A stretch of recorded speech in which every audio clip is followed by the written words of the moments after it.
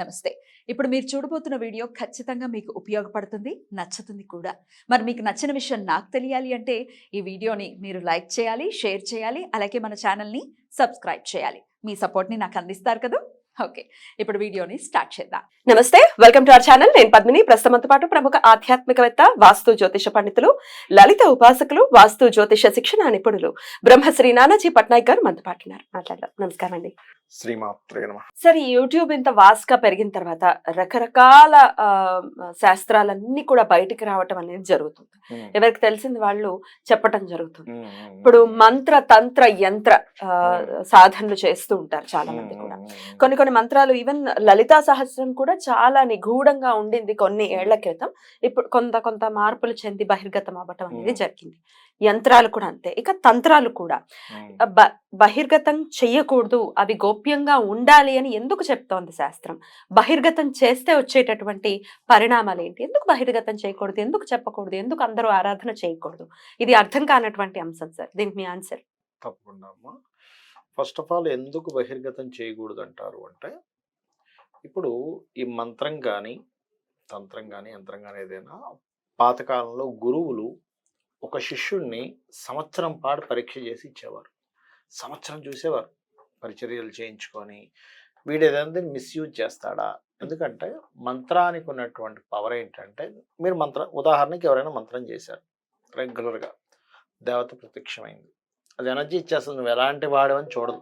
మనకి రావణాసురుడు, మనకి చూడండి, మనకి పురాణాల్లో ఎంతో మంది రాక్షసులు జపం చేశారు, బ్రహ్మని ప్రసన్నం చేసుకున్నారు, శివుని ప్రసన్నం చేసుకున్నారు, పలానా అగ్నిదేవుని ప్రసన్నం చేసుకున్నారో మనం వింటూ ఉంటాం. ఈ దిక్పాలకులు ఎవరైతే ఉన్నారో, దేవతలు ఎవరైతే ఉన్నారో, వీళ్ళందరూ కూడా ఏంటంటే మీరు ఎలాంటి వారు ఏం చేశారనేది ఉండదు. ఇప్పుడు చిన్న ఎగ్జాంపుల్ చెప్తాను చూడండి. ఇప్పుడు ఓ 10 మంది, ఒక 20 మంది ఎగ్జామ్ రాశారు. ఒక వ్యక్తి క్యారెక్టర్ కరెక్ట్ కాదు, కానీ ఎగ్జామ్ రాయడం కరెక్ట్గా రాశాడు, మార్కులు వేస్తారా వేరా? కానీ చాలా మంచివాడండి, అతను తప్పులు రాసాడంటే, కానీ మంచితనం కదా మార్కులు ఏంటంటే, మీ మంచితనంతో సంబంధం లేదు, అక్కడ ఉన్న క్వశ్చన్కి ఆన్సర్ చేశారా లేదా ఎంత ముఖ్యమో, సేమ్ యాజ్ ఇట్ ఈజ్ ఆ మంత్ర సాధన పర్ఫెక్ట్గా చేస్తే అంతే దేవత ప్రత్యక్షం అవుతుంది, నీకే వరం కావాలో ఇస్తుంది, అంతే. ఇంకా మరొక సమస్య లేదు. అలాంటప్పుడు అదొక సిస్టమ్, అదొక పద్ధతి, అదొక కోడింగ్. మీరు మంత్రం చేస్తూ ఉన్నారు. ఇప్పుడు ఎలా అయితే మనకు చూడండి, ఇవాళ రేపు మనం డివైస్లో సాఫ్ట్వేర్లో కోడింగ్ ఉంటుంది, ఆ కోడ్ రాస్తారు. కోడింగ్ రాస్తే అక్కడ ఒక చిత్రమో లేకపోతే ఒక సాఫ్ట్వేర్ తయారవుతుంది. అది అక్షరాలతోనే ఉంటుంది, మీరు గమనించండి. ఇదేమిటి, ఈ అక్షరాలు ఎందుకు అలా మారుతున్నాయంటే అదొక సిస్టమ్. అలాగే ఇక్కడ కూడా ఏంటంటే ఒక దేవతా సంబంధించింది ఏవైతే బీజాక్షరాలతో కూడుకున్నటువంటిది ఏదైతే ఉంటుందో అది తీసుకొని చేస్తే ఏమవుతుంది అంటే ఖచ్చితంగా ఆ రిజల్ట్ వచ్చేస్తుంది. ఇంకా అందులో ఏమీ డౌట్ లేదు. వచ్చినప్పుడు అది ఎట్లాంటి వాళ్ళు తీసుకుంటారో, ఏమైనా లోకానికి హాని కలిగించేటువంటిది ఎవరైనా చేశారు అంటే మళ్ళీ దాన్ని ఆపాలంటే దానికంటే హయ్యర్ లెవెల్లో ఎవరైతే చేస్తారో వాళ్ళు మాత్రమే ఆపగలరు. అందరి వల్ల సాధ్యం కాదు. అది దానివల్ల కొంతవరకు చేయకూడదు అనేటువంటిది వాళ్ళు పెట్టుకున్నారు, అంతేగాని మరొకటి ఏం కాదు. ఇప్పుడు ఏం లేదమ్మా, మన మిలిటరీ ఉంటాయి, స్థావరాలు ఉంటాయి, వెపన్స్ దాచిపెడుతుంటారు. చెప్తారా ఎవడైనా? ఇక్కడ ఉన్నాయి, రాండి చూపిస్తారా? ఎందుకు అలా? అవి ఎలా అయితే వాటికంటే మోస్ట్ పవర్ఫుల్ ఇవి, కాబట్టి అవి అంత ఈజీగా బయట పెట్టేవారు కాదు, పెట్టకూడదు కూడా నిజం చెప్పాలంటే.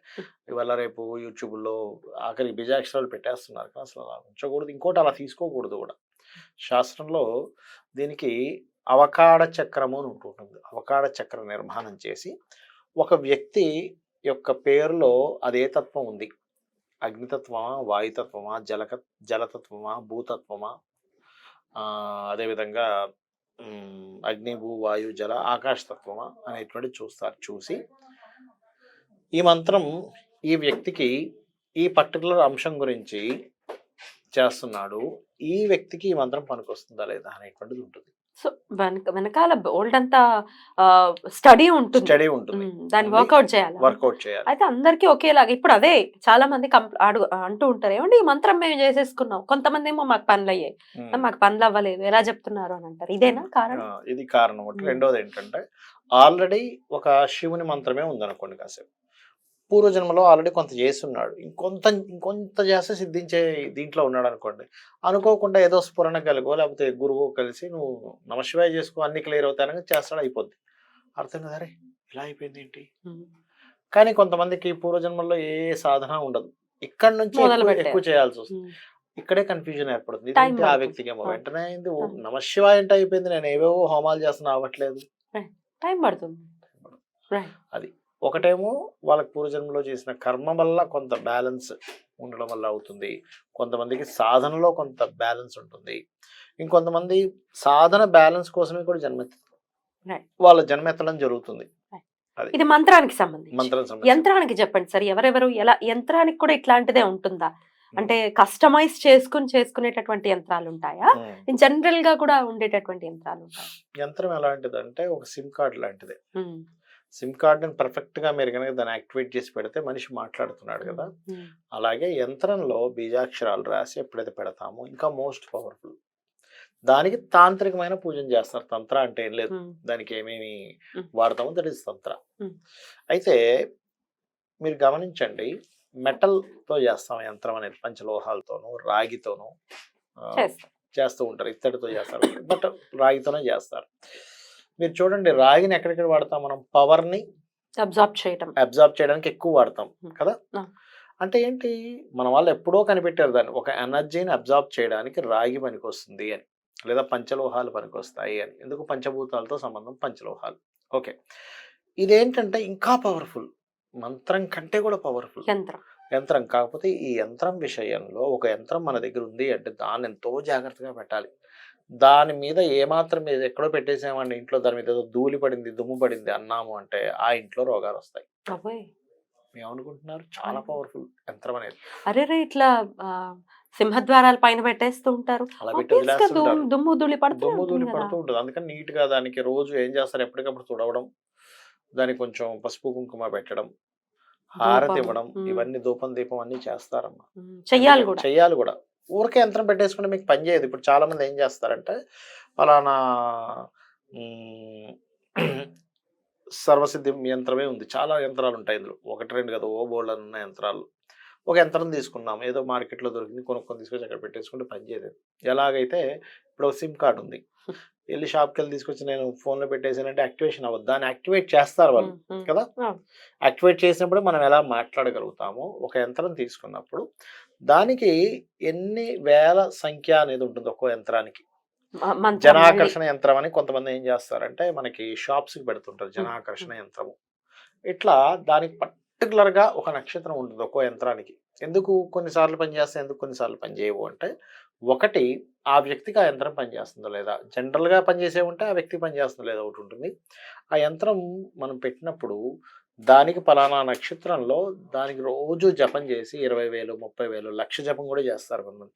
దానికి ఆ ఎనర్జీని తీసుకొచ్చి దాన్ని మళ్ళీ ఒక శుభ సంబంధించిన దాంట్లో ఎప్పుడు పడితే అక్కడ పెట్టకూడదు. అక్కడ ఒక మంచి సమయంలో తీసుకెళ్ళి అక్కడ పెడితే దాని ఎనర్జీ పనిచేస్తూ ఉంటుంది. ఇంత క్రతువు ఉంటుంది బ్యాక్, మనం ఇంత పని చేయాల్సి ఉంటుంది. ఊరికే కొనుక్కుని తెచ్చుకుని పెట్టేసి పని చేయట్లేదు అంటే యంత్రం తప్పు కాదు, నువ్వు పని సరిగా చేసుకోలేదు. అలాగే పని చేసేటట్టయితే యంత్రాలు అమ్మేవాడు ఎప్పుడో కోటీశ్వరుడు అయిపోయింది. ఎగ్జాక్ట్లీ, మొత్తం యంత్రాలే ఉంటాయి కదా షాప్ లో, అంతే కదా. సింపుల్ గా ఆలోచిస్తే వర్కౌట్ చేయాలి. చుట్టూ ఉన్న యంత్రాలు ఆయన ఎప్పుడో వేల కోట్లు సంపాదించాలి యంత్రాల మహిమ వల్ల కాదు. దాన్ని తీసుకొచ్చి యాక్టివేట్ చేసి భక్తిగా శ్రద్ధగా దాని ఒక పద్ధతి పరంగా చేసుకుంటే ఆ యంత్రం ఏం చేస్తుందంటే ఇతనికి ఉన్న నెగటివ్ ఆపుతుంది. ఫస్ట్ ఆఫ్ ఆల్ ఇక చెప్పండి, తంత్రం అంటే భయపడతారు కాదు, దానికి చేసే క్రతువే తంత్రం. తంత్రం కూడా ఇంకా నిగూఢంగానే ఉంది. ఈ తంత్రం చేసుకోండి అని అంటే అదేదో బ్లాక్ మ్యాజిక్ కి సంబంధించింది అన్న థాట్ ప్రాసెస్ లోనే ఉంటారు.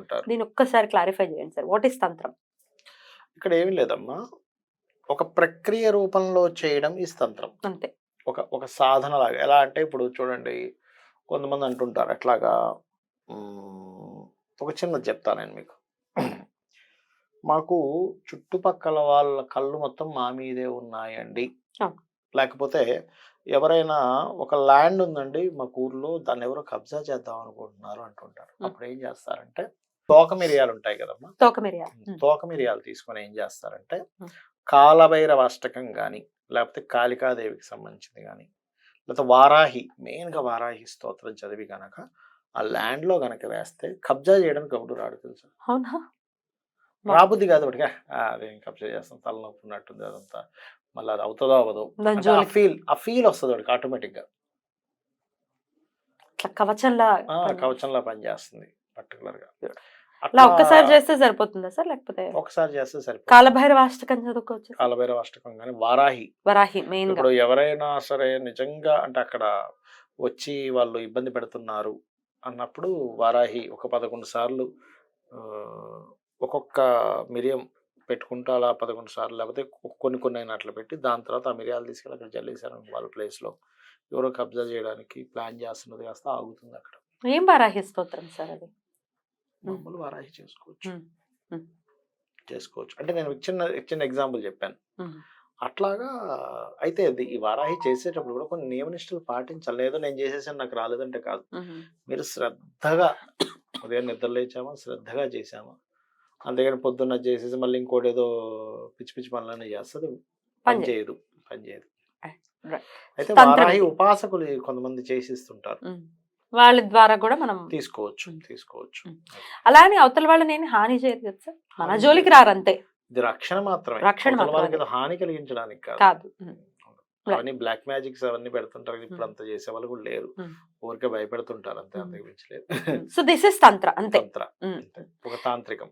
రైట్. అయితే ఎందుకు గోప్యంగా ఉంది అనే విషయం డెఫినెట్ గా చాలా క్లియర్ గా మీరు ఎక్స్ప్లెయిన్ చేశారు. ఎందుకు బిజినెస్ నడవట్లేదు అనుకోండి, అప్పుడు ఏం చేస్తారంటే తమలపాకులు ఉంటాయి కదా, నీకు విష్ణు సహస్రనామాలు చదవడం వల్ల నీకు కాన్సన్ట్రేషన్ అనేది, నేను ఏం చేయాలి, నేను తప్పు చేస్తున్నాను, నేను ఏం చేయాలి, నాకెందుకు తగ్గుతుంది బిజినెస్, పక్కవాడికి ఎందుకు ఎక్కువ ఉంది, నా ప్రోడక్ట్లో ఏమైనా లోపం ఉందా, నా కమ్యూనికేషన్ లేదని లోపం ఉంది. ప్రోడక్ట్ లోపం లేకపోవచ్చు కానీ కమ్యూనికేషన్ లోపం ఉండొచ్చుగా. ఇందాక నేను చెప్పినట్టుగా అతను వచ్చి వేడివేడి సాంబార్ సార్ ఉన్నాక కూర్చున్నా నేను, ఆమె అదే పాయింట్ నా ఎలా చెప్పింది, ఇడ్లీ చల్లగుంది సార్ అని చెప్పింది, సాంబార్ వేడిగుందని ఏం చెప్పాడు, ఇడ్లీ చల్లగుందని ఆమె చెప్పింది.